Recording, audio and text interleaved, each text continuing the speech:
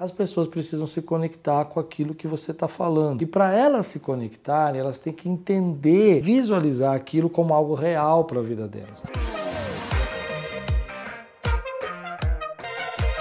Olá, meu amigo, meu irmão, eu sou o pastor Cláudio Peragini, sou pastor da Quírios, Igreja Quírios aqui na Lapa, e é um privilégio estar com você, é um privilégio me relacionar com você por meio desse podcast.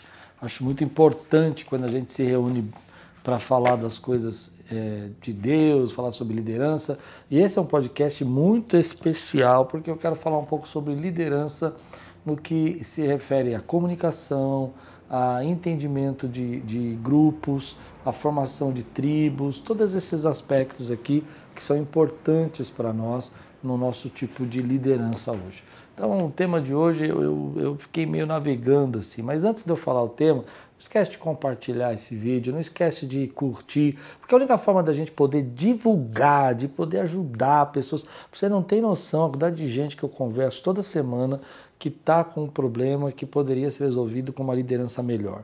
Se ele tivesse uma liderança melhor, ele poderia viver melhor nesse aspecto de liderança. Então, muito importante a gente crescer, a gente aprender, a gente falar um pouco sobre liderança, e eu acho que isso deve ser útil para alguém. Se você conhece alguém que está num processo de desenvolvimento, de crescimento, que precisa aprender sobre liderança, manda para ele esse podcast, que eu tenho certeza que ele vai começar a seguir o canal e ele vai depois te agradecer. E a única forma da gente divulgar é pelo boca a boca. Então ajuda a gente aí. Estamos aqui falando hoje sobre liderança, um tema muito interessante. Eu quero falar sobre abstração. Eu estou baseando aqui no livro do Simon Sinek, que fala Líderes Servem por Último. Bem legal o livro, estou lendo ainda, estou na metade, pode ver.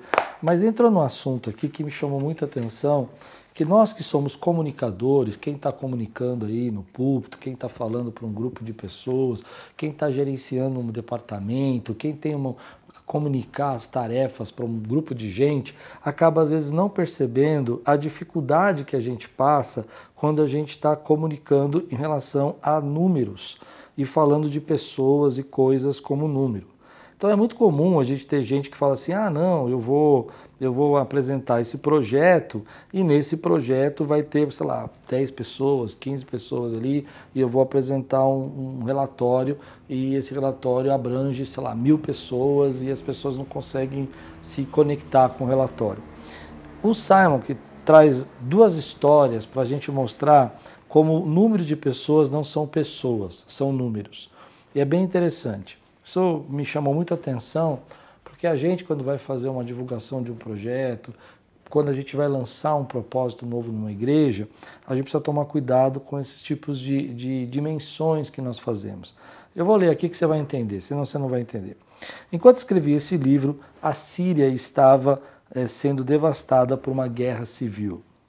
Inspirada na Primavera Árabe que varrera a região, os sírios revoltaram-se contra o ditador Bashar al-Assad, que assumiu o controle do país em 2000, quando seu pai, Hafez al-Assad, morreu. Após 29 anos de regime igualmente brutal, em mais de 40 anos de domínio dos Assad, 2 gerações de homens e mulheres da Síria não conheceram outra maneira de viver. Mas estamos no mundo da mídia moderna. E por mais que o governo sírio tenha tentado eliminar notícias de rebeliões em países vizinhos, as informações acabaram chegando aos sírios. Contudo, em forte contraste com a rebelião pacífica da Tunísia, a rebelião síria foi recebida como extrema e intensa brutalidade pelo governo Assad. A opinião mundial não afetou em nada o regime local, que continuou a atacar rebeldes, desorganizados e mal equipados com todo o seu exército. A ONU estimou na época deste livro que mais de 100 mil sírios tinham sido mortos pelos militares do país, inclusive quase 1.500 em um único ataque com armas químicas. Muitos deles eram civis inocentes. Agora vamos para a segunda história. Espera aí que você vai entender sobre essa questão de como às vezes a gente comunica e não toca as pessoas e não mostra para as pessoas aquilo que é importante. Uma jovem de 18 anos estava estendida no meio da rua em San Clemente, na Califórnia. Foi atropelada por um carro dirigido por uma moça de 17 anos. Inconsciente, com uma das pernas quebradas e virada de lado, em um ângulo incomum, ela não estava nada bem. Cami Oder, reservista do exército que estava passando pelo local, parou o carro para ver se podia ajudar. Ajoelhando-se do lado da jovem ferida, Cami analisou seus sinais vitais. A jovem não estava respirando e seu pulso estava fraco. Imediatamente, Cami começou a fazer reanimação cardiorrespiratória e ressuscitação boca a boca para tentar manter a jovem viva. Mas não demorou até que uma ambulância chegasse e os paramédicos assumissem as emergências, estabilizando a moça e levaram-na para o hospital. Alguns dias após o incidente, Cami pensou na jovem e em como estaria. Ela conseguiu encontrar informação no noticiário da internet e soube que a moça tinha morrido. Esta jovem, com toda a vida pela frente, falecera. Que história despertou um sentimento mais forte, a primeira ou a segunda, para você? Uma história de dezenas de milhares de pessoas mortas por seu próprio exército, enquanto lutavam por uma causa nobre, não causa o mesmo impacto emocional do que a história de um indivíduo. Lamentamos a morte de uma jovem com uma empatia que aparentemente não conseguimos demonstrar por milhares de jovens, crianças e adultos mortos de maneira insensata, até mais brutal. Esse é um dos problemas de se usar números para representar pessoas.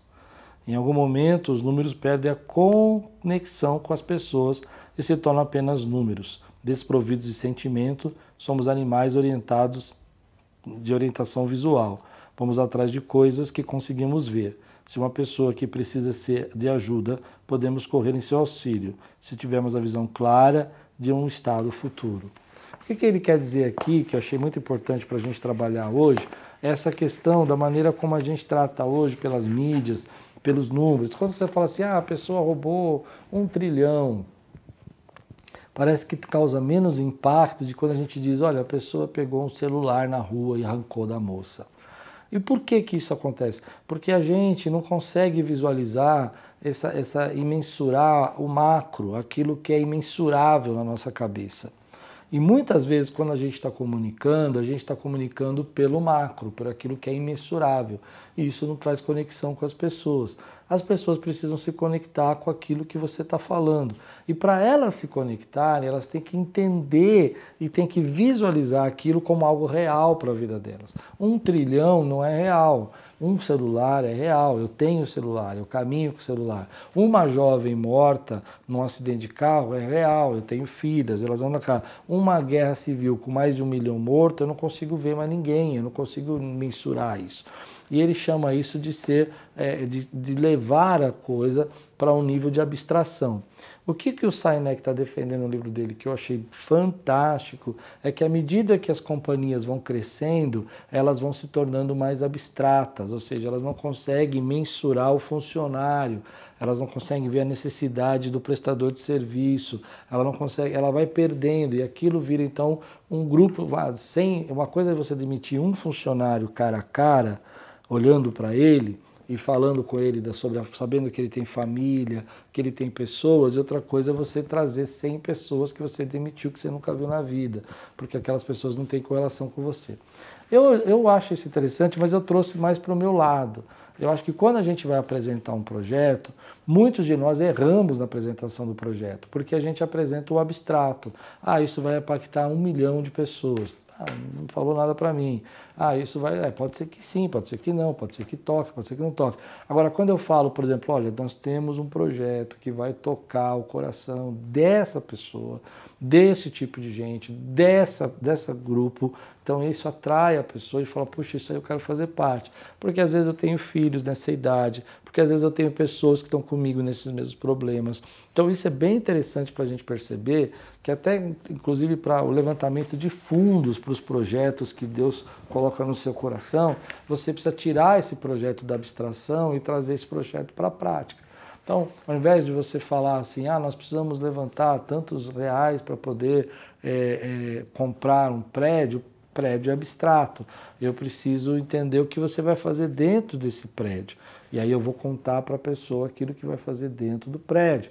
Né? Então, nós vamos cuidar de adolescentes, vamos cuidar de crianças, vamos cuidar de jovens. E eu vejo muitos comunicadores hoje que não entendem isso. Aqui eu estou falando claramente para você, não tem nada a ver com manipulação, tem a ver com que o ser humano se liga. Nós não se conectamos com coisas abstratas, nós queremos ver coisas pessoais. Então, às vezes, você é um gerente no departamento e você começou a apresentar lá o seu projeto.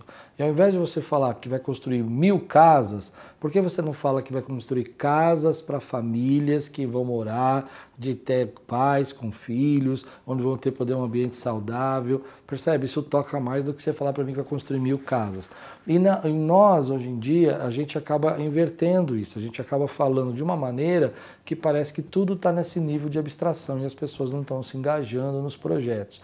É muito importante você que quer fazer um projeto novo, quer apresentar para o seu departamento, você pelo menos trabalhar 3 coisas. Primeiro, não trabalhe o macro, trabalhe o micro. Quem vai ser impactado, quem vai ser tocado. Fazendo isso, você vai procurar a segunda coisa, o porquê. Por que estamos fazendo? Por que isso é importante? E a terceira coisa, que é a mais importante, que vai ligar as 3, primeiro você vai falar do micro, quem vai ser o alvo, né? O que vai ser tocado. Segundo, por que você está fazendo isso. E em terceiro, você vai ligar tudo isso trazendo uma visão para a pessoa, fazendo ela enxergar algo que ela não estava enxergando sobre o projeto que você está fazendo. Quando você trabalha essas 3 áreas juntas, então você traz a pessoa para o engajamento daquilo que você quer fazer. Então é muito fácil eu falar assim, nós vamos ter uma visualização de 1 milhão de pessoas. Ninguém vai enxergar. Mas se eu falar, olha, nós vamos na casa de uma pessoa, que são 4 pessoas, cada pessoa ali, uma família de 4 pessoas, vamos ter 50 missionários na rua, todo mês, 50, evangelizando 4 pessoas por mês, 50 vezes 4, 200. Então essas 200 famílias vão ser impactadas, mas naquela casa tem um pai, uma mãe e um filho. Aí agora, vezes 10, eu tenho 2.000 pessoas em 10 meses. Então esse é o projeto que eu quero criar. Agora você imagina o impacto nessas 200 pessoas, nessas 2.000 pessoas, mas você vai olhar aquela família que a gente foi visitar, que está precisando de ajuda. Então, quando você faz isso, você tira a pessoa da abstração. Hoje, por causa das redes sociais, a gente está trabalhando muito com números abstratos. A gente precisa aprender a comunicar de forma que engaje. A segunda coisa que o Simon falou aqui, que eu achei muito importante para nós, que vale muito a pena a gente trabalhar, é uma coisa que eu já trabalhei aqui no nosso grupo, e eu acho que eu não dei os nomes, eu queria dar os nomes agora, que são muito importantes. Primeiro assim, o inglês Robin Dunbar, antropólogo, ele criou eu já tratei isso aqui, eu tenho certeza num podcast antigo, mas eu não lembro qual. Se alguém lembrar, escreve aí qual foi que eu falei. Tem gente que assiste todos. Então você que assiste todos aí, vê se você descobre qual foi esse podcast aqui. O Robin Dunbar, antropólogo e professor do Departamento de Psicologia Experimental da Universidade de Oxford, chegou à mesma conclusão. O professor Dunbar descobriu que as pessoas simplesmente não conseguem manter mais do que 150 relacionamentos próximos, dito de um outro modo, como gostam de dizer. É o número de pessoas às quais você não se sentiria envergonhado de juntar caso encontrasse sem querer em um bar. Ou seja, o livro está falando o seguinte, nós temos um grupo limitado de gente que forma a nossa tribo. Isso vem desde os tempos das cavernas lá. Então, geralmente, um clãzinho era formado com, no máximo, 150 pessoas. Porque passar de 150 pessoas, a gente já não conseguiria ter conexão e aquilo ia se perdendo.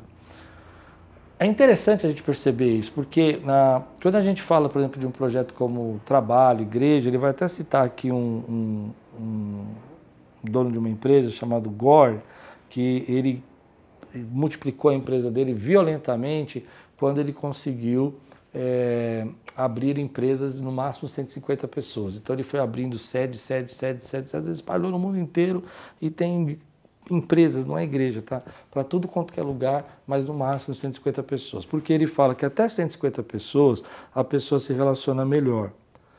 Ele vai até explicar aqui, vou ler um trechinho só para você entender. Os grupos mais antigos do Homo sapiens viviam em tribos de caçadores-coletores que reuniam entre 100 a 150 pessoas. As comunidades Amish e Uteritas, Amish é aquela do Quaker, né, da veia Quaker, reúnem cerca de 150 pessoas. Os bosquimanos da África do Sul e os nativos norte-americanos também vivem em grupos de 150 pessoas no máximo. Até uma companhia de fuzileiros navais tem 150 pessoas.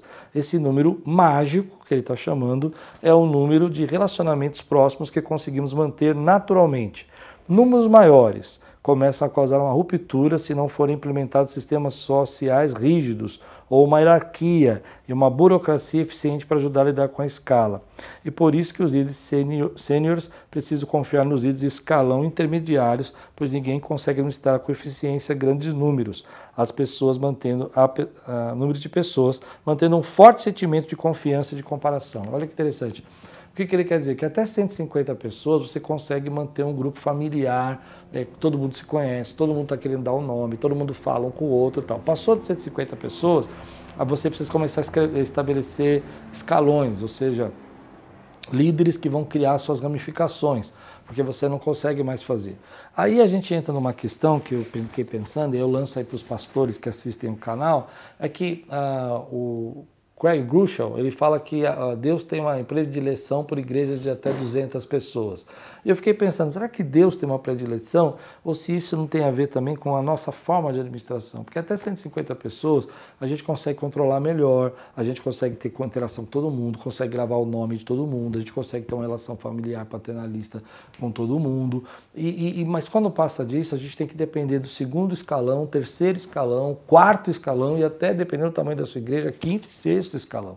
Então, assim, quando eu falo escalão, não pensa em hierarquia, pensa em ministérios mesmo. Então, por exemplo, se você tem um ministério geral, depois você tem um ministério que são as ramificações líderes dos ministérios, depois você tem da líderes do ministério, você tem o pessoal que está trabalhando ali como voluntário, e assim vai crescendo os ministérios, né?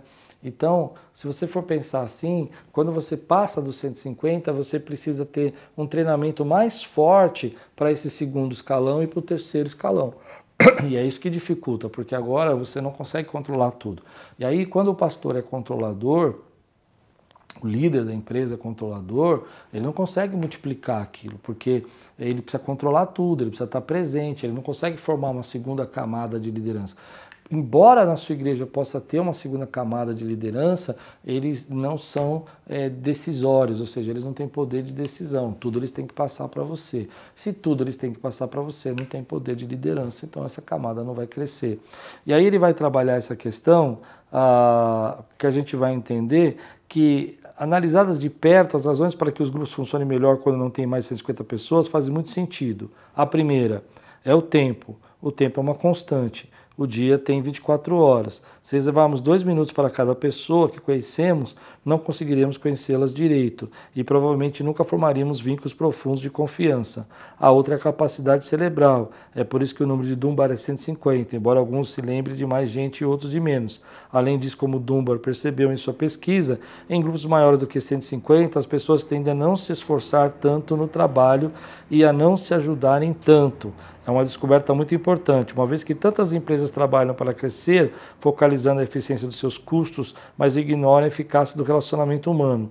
Em última análise, é a força desses relacionamentos humanos que pode ajudar a organização a controlar a escala. Percebe? O que acontece? Por isso que quando a gente passa dos 150, a gente já não tem mais tempo para desenvolver relacionamento humano. Se não tem tempo para relacionamento humano, não tem tempo para gerar confiança. Se não tem tempo para gerar confiança, não tem como trazer engajamento. Se não traz engajamento, decresce, começam os problemas. Ou você depende de uma segunda liderança, de uma segunda camada que você não treinou suficientemente bem para poder delegar, e aí essa segunda camada vai matando essas pessoas, vai mandando embora. Então, se hoje você está num grupo, seja no trabalho, seja na sua empresa, que você está crescendo, se você não treinar esses escalões, você não vai conseguir, as camadas, você não vai conseguir desenvolver o seu trabalho. Segunda coisa que é importante para nós, né, que muitos pastores que assistem o canal acho que vão gostar dessa parte. Como é que a gente rompe, então? Só tem 2 jeitos de romper. Ou a gente treina a segunda camada e perde um pouco o controle e começa a delegar coisas que não são imprescindíveis para você fazer, para outros definirem, ou você vai ter que abrir outras igrejas, porque chegou a sua no 150, você vai chegar a 300, vai voltar a 150, se você não mudar o seu estilo de liderança. Acho interessante isso, porque, para mim, eu junto isso um pouco com a palavra do banquete. que quando a igreja passa dos 150 pessoas, assim, ou a liderança tem mais de 150, você começa a ter pessoas ocupando lugares, como ele diz aqui, mas não trabalhando porque tem muita gente para trabalhar. Então eles são convidados para vir para o banquete, eles ocupam espaço. Sabe quando você faz uma lista de casamento e aí você manda lá o convite e a pessoa não confirma que vai? Embora ela não confirme que vai, você mandou o convite para ela, você precisa reservar o lugar dela no buffet. Então você fica ansioso para saber se ela vai ou não, porque você vai pagar para uma pessoa que não vai. O lugar dela emocionalmente está preenchido, mas ela talvez nunca tenha objetivo de ir fisicamente. Então você não pode ocupar aquele espaço. Às vezes dentro da igreja isso acontece. Você lança o convite para a pessoa servir, para a pessoa ter um ministério, você espera que ela vai ocupar o espaço, mas fisicamente ela nunca ocupou. Mas emocionalmente, na sua cabeça, o espaço está ocupado. E porque o espaço está ocupado, você não coloca ninguém no lugar. Difícil isso. Então, por quê? Porque a partir dos 150 você já não consegue ver mais quem está fazendo o que está fazendo.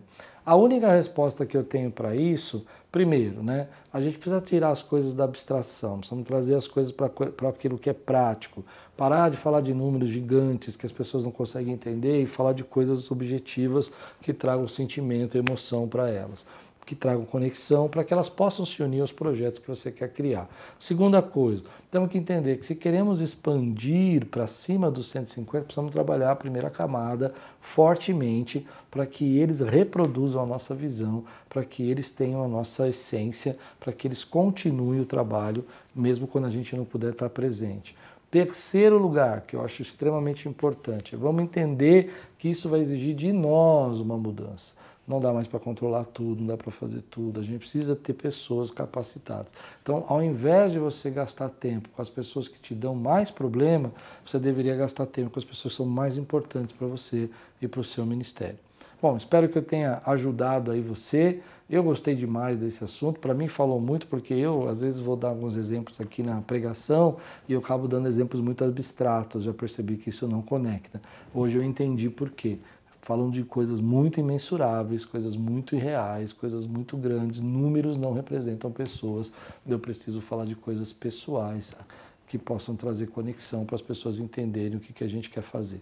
Espero que ajude você, me ajudou bastante. Que Deus abençoe sua vida, não esquece de compartilhar para alguém aí que está passando por alguma luta e tudo quanto fizer, prosperará!